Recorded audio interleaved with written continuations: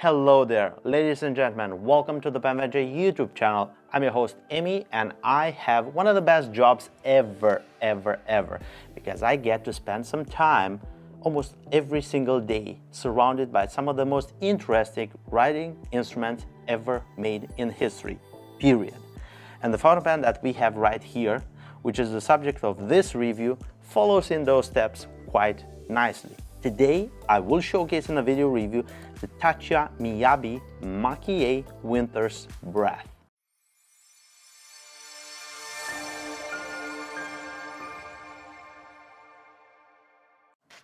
Let's get to work, because this, my friends, is one of the most impressive writing instruments that I've experienced lately. The ultimate fountain pen from Taccia, in my opinion. And it touches so many interesting checkpoints on my list of Grail fountain pens, or what options should a Grail fountain pen contain. And I'm super excited about this review, and I've been planning this review for quite some time, and here we are. Today I said, okay, it is time to get my goosebumps, my adrenaline shot, and to showcase and review this writing instrument for everyone, because I think it's awesome. I want to show you this unbelievable writing instrument. I'm going to share some details. I'm going to show you how it looks, how it feels, what are my thoughts, a writing experience, a size comparison, and in the end I'm going to share some of my personal thoughts regarding this fountain pen, mentioning that this is the fountain pen from Taccia that I acquired with my own funds. You can take my opinion quite serious, because this is the fountain pen that I've collected, and I do own a pretty impressive fountain pen collection, and some of the best pieces of this collection are including this highlight as well. Taccia, Japanese pen manufacturer, offering a very impressive lineup of writing instruments which are made in ebonite, urushi coated, with many techniques which I cannot wait to showcase more on this channel. And the Winter's Breath is probably the most interesting fountain pen because it displays so many techniques: maki-e, urushi, eggshells. Everything is put into one simple fountain pen, which looks stunning. So enough is enough. I'm going to show you first of all the shopping experience. This is the box in which you get your Winter's Breath Myiabi with the King of Pen nib.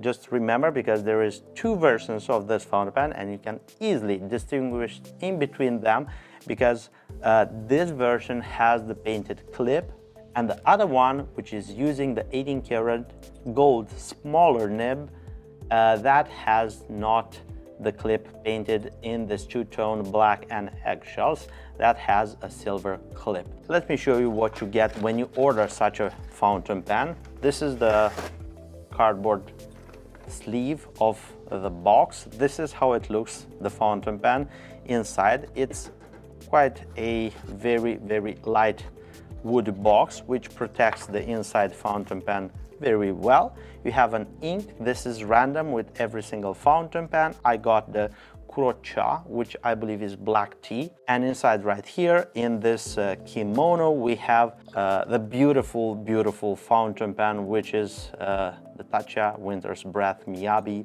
with the King of Pen nib. Right here you will get also two proprietary ink cartridges, information about how to use the fountain pen, the warranty, how to fill it up with ink, how to wash anything that's inside. And I'm going to show you first of all the fountain pen and how it looks. Have a look at this beauty. Tell me this isn't pretty.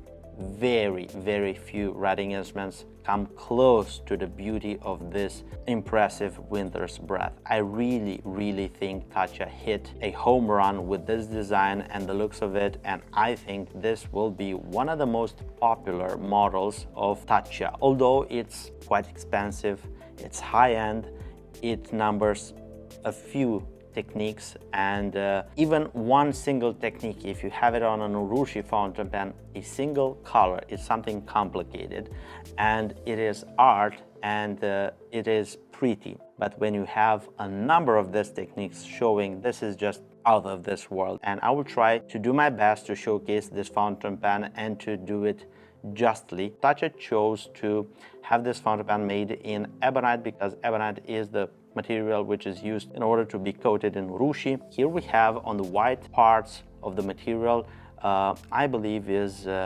eggshells. Beautiful, beautiful pattern spiraling down this white, which is covering the pen body, and everything is matching. So pretty much all of the parts of the cap are matching the parts of the barrel, and the design is flowing. We have right here Rodden, which is, to put it in a short sentence, I think is the inside part of the abalone shell, like a window into something which is mesmerizing because it captures the light so impressive, and everything is covered in urushi. Urushi is the sack of the lacquer tree in Japan. It is applied in layers which need polishing and time in between the layers for curing. So I believe everything is done on this fountain pen at a super high level. In regards of shape, this fountain pen is what we call a cigar shape. It's pointy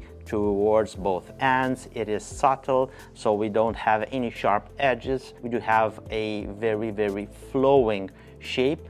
The clip is something very simple, and it is displaying, just like I told you, painting of the actual black and also the eggshells that cover the entire fountain pen. I don't think this is urushi, but I could make a mistake. It looks like paint and lacquer, but I could be wrong. I'm gonna try to see if you can catch this small detail which adds a lot to the overall design. Right here we have a very finely polished surface on those eggshells, but as we move closer to the black parts of the material right here, it has texture, and there is slightly risen indentations and all of that correspond to the actual parts of the eggshells that are placed on there. You get to feel actually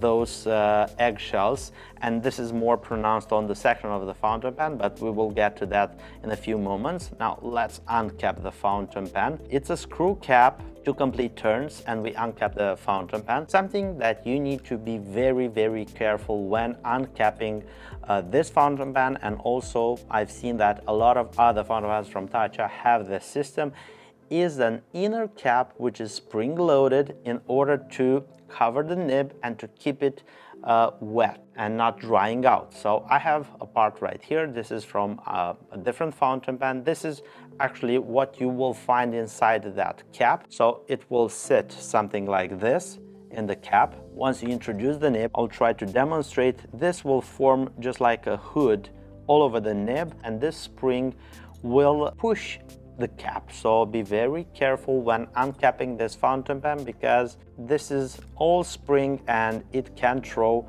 the cap a little bit, for example like so, and you need to be very careful. Anyway, this is good because it keeps the nib from drying out inside the cap. Taccia is not a nib manufacturer, but they outsource their nibs from Sailor. So actually Sailor makes these nibs for Taccia, branded with the Taccia logo and everything else. We can expect a few things that are somewhat shared in common with Sailor nibs, and here we can mention the overall feeling of riding, but there is some small differences in between the brands. Actually, what is very corresponding is the sizing, the actual size, the dimensions and proportions of a nib. Corresponding to this Taccia Winter's Breath nib, we have the King of Pen from Sailor, which is available in only 2 sizes, medium and broad. The difference in between this nib and the actual King of Pen nib is the gold content of the material, of the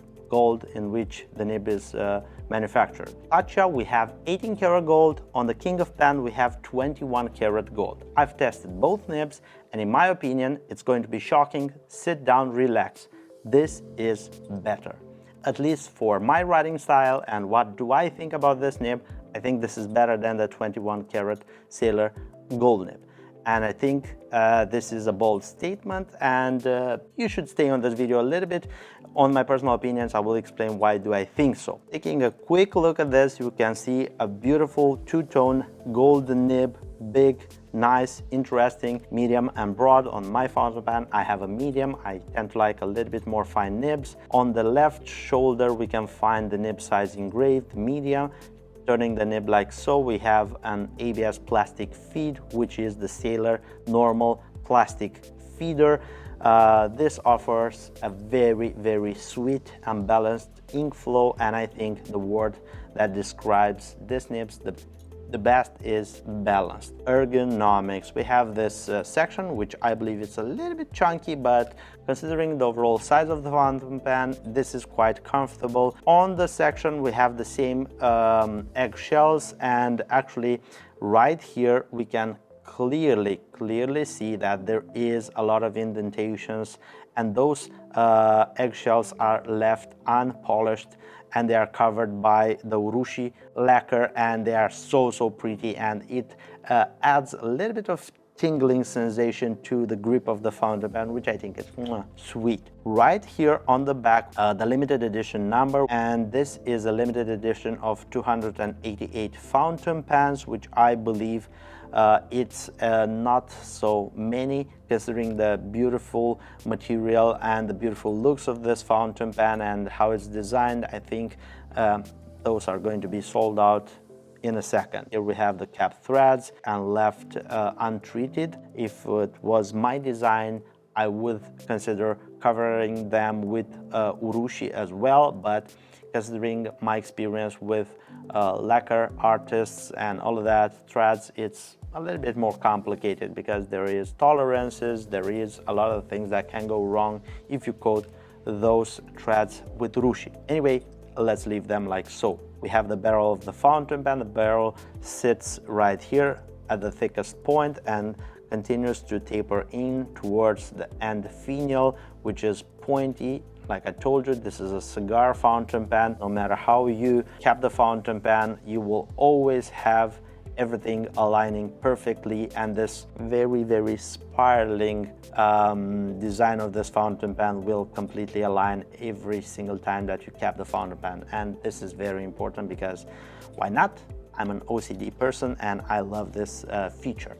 Moving further, filling system. Like with every single king of pen, we have the same filling system, which is this plug-in converter, and this is proprietary. Yep, this is how it looks, and this is the converter which is provided with the fountain pen and those two cartridges. A little bit tiny, and the actual ink volume with this converter is not that impressive. This is a fact that I'm going to overlook because this is a beautiful fountain pen, and I mean, why not? I have plenty of inks to sample and to put in this beautiful fountain pen.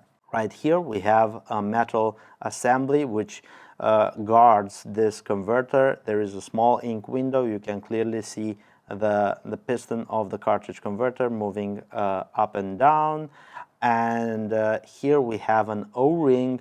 Although we have an O-ring right here, I think this is only for the feel when you screw in the barrel of the fountain pen, and it is not made in order to eyedropper convert this fountain pen. Although the inside is made out of ebonite, these metal parts, I don't think it's too well to leave them in contact with ink. They can corrode. Pretty much this is all of the details of this impressive writing instrument, and it looks stunning. Now I think it's time to put it side by side with other fountain pens in order to grasp the overall dimensions, proportions. Here is Taccia Myiabi Winter Breath fountain pen side by side other fountain pens, and we have here Visconti Homo Sapiens, Monte Grappa 1930 Extra, Taccia Myiabi Winter Breath, ASC Bologna Extra in Arco Bronze, classic pens LB5, and a Lamy. In this scenario, the fountain pen looks a little bit smaller than a ASC Bologna Extra. It is sitting taller than a 1930 Extra, taller than a Visconti Homo Sapiens, and it is very similar in regards of length with an LB5. This is one of the most impressive writing instruments that was added lately to my personal fountain pen collection, and I really think the size and the looks of it made everything a much more simpler choice for me. The fountain pen closed like this measures 160 millimeters. If we uncap the fountain pen from the tip of the nib to the end finial, we have 135 millimeters. Closed, the fountain pen is weighing 42 grams, and in writing position, because this is not a fountain pen that you can post, is weighing 29 grams. Now I think it's time to put this impressive 18 karat gold nib, the king of pen nib, because in regards of size is the same, and in regards of the build nature of this nib, I think is the same. Only thing that is different and changes everything is the gold content, because this is an 18 karat gold, and on the king of pen it was 21 karat gold. Let's put this to the test and let me show you what's particularly nice about this nib. And let's give it a try. So we have the pen, and this is Taccia. Myiabi. Maki-e. Winter Breath. And we have the nib. Nib is 18 karat gold, king of pen, and this is a medium point. And we have the ink, Taccia. I think it's Auguro. And the paper, as usual, Tomoe River paper 52 GSM. And this is a wetness test, this is a pass, this is a double pass. I would consider this nib to be a medium flow at best, but I think this is essentially what you want from a Japanese nib. You want balance, you want to have feedback, but not too much. In the middle, you want wetness, but you don't want a fire hose of a nib. Now let's have some normal figure of eights, and this is a medium point, and I really think it's a skinny medium, but not that skinny. For example, if I would try a medium nib from another Japanese brand, for example Sailor, I do believe it's a little bit more skinnier than this. Now let's try some flex. And I'm going to try to apply a little bit of pressure, but this is quite a stiff nib, and I really think this is the beauty of this nib, to be a little bit more stiffer and firmer than the 21 karat, which was just like any other flex nib in my opinion. And you can squeeze some line variation, but I don't recommend you doing so, because you can pretty much bend this nib quite easily. It is a little bit scratchier in horizontal cross strokes and all of that when you flex it, so it is better to leave it as so. In normal writing, this is where this nib is shining. Now let's use that famous sentence to check if everything is working correctly. And we have the quick brown fox jumps over the lazy dog. This is a very pleasant nib to write with. It is very precise, it is very predictable, reliable, and pleasant all together. There is no skipping, no hard starts, no hesitation, no flow problems, nothing whatsoever. This is a very balanced Japanese nib in all aspects, and this is how it should be, in my opinion. And I love every single aspect regarding this nib and how it writes, and I really think it is the proper nib to have on this fountain pen. Now let's wrap everything and let's get to my personal opinions regarding this fountain pen. It is tricky because I love this fountain pen, and I don't know how to start these opinions in order to not be interpreted in a certain way. But in no specific order, first of all, I'm going to start with the pricing, because this is not a cheap fountain pen. On the contrary, it's expensive. But for what it is, I think it's cheap. And hear me out, because, for example, if you would take and go to pilot for such a fountain pen that contains this kind of techniques and everything, I think you can expect quite a lot more in regards of the actual price of that fountain pen. For this fountain pen, you will have a pricing of 2,625 euros, no VAT. Everything that this fountain pen contains, and go to some other brands in Japan, like for example Maki-e, I think you would have to maybe double or triple this budget to acquire that fountain pen. And this is such a nice writing instrument. Visually, it contains a lot of stuff that you don't see these days too much. You see this kind of work done by individuals that are artists, urushi lacquer artists, or pen makers that do this kind of jobs. But when you see this from a brand, it's something apart, unique, and it is very nice to know it comes from a specific limited edition, 288 pens worldwide. This is not that many. It features one of the most interesting nibs, is the 18 karat Taccia gold nib, which is the king of pen size. And let's get to that point, and let me tell you why do I love this 18 karat huge nib far better than the king of pen nib, because it is stiffer. It writes the same like the king of pen, but it actually makes it a much more nice writing experience, because it's a little bit more firm and it's not that soft. On the king of pen, being 21 karat gold, you press a little bit on that nib and those two tines come apart so much that they make the fountain pen railroad. You need to have a gentle hand, and by having a few talks with Joe, Dr. Joe Vitolo on Facebook, from my understanding, it's a good friend with Mike Masuyama.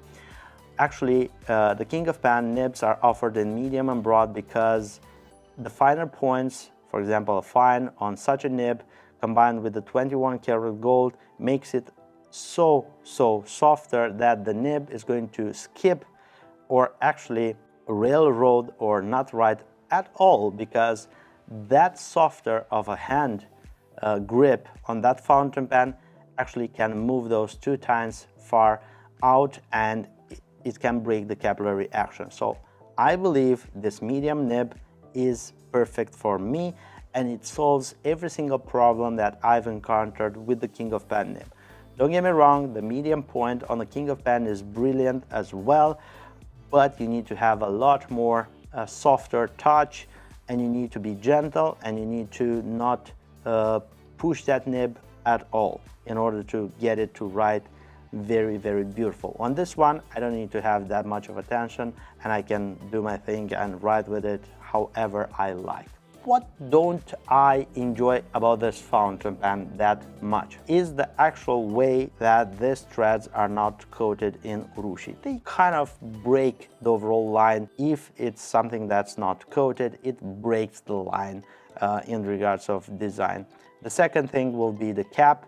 You need to be very careful, because not once, but I believe a couple of times I tried to uncap this fountain pen and forgot about this feature, and I had the cap flying off. Maybe not that dramatic, but anyway, you can drop this cap and it will never be the same. This is the two factors which I believe makes this fountain pen to be maybe having a few spots where I would say that I would improve the overall design if it was about me dictating how the fountain pen should look and how it should be. Anyway, I enjoy the fact that I can get such writing instruments from Taccia at much more lower pricing than maybe what I can get from a different Japanese manufacturer that's showcasing urushi lacquered fountain pens. And overall, I think it's one of the best packages that lately arrived in my personal collection, and I really like every single aspect of it. The raden, the eggshells, the urushi, the maki-e, the painted clip, everything flows so well, and everything is so nice. Pretty much this sets up the tone, the vibe for this fountain pen, and if you have any other questions or suggestions, leave them in the comment section down below. I will be quick to answer those. If you're looking for such a fountain pen, we do have 2 of them in our inventory. Down below you'll find the links for them. Go there, check our listing, and let me know if you want me to help you out with these pieces. Also down below you'll find the links for our website, our social media accounts, my email, phone number, anything and everything that you may need in order to get in contact with us. Don't forget, if you find this video useful, give it a thumbs up. This will help me a lot with the YouTube algorithm to reach out to many more just like you. If you want to help us and support us in our quest to grow the Penventure YouTube channel, and if you're not subscribed, you can subscribe to our channel. Click there, turn the notification bell on, and you will be notified whenever we have new content. Right here, I'm gonna leave you another video you can click and enjoy. And as always, it's me, your host, Amy, and I look forward to seeing you next video. Take care, stay safe, bye-bye.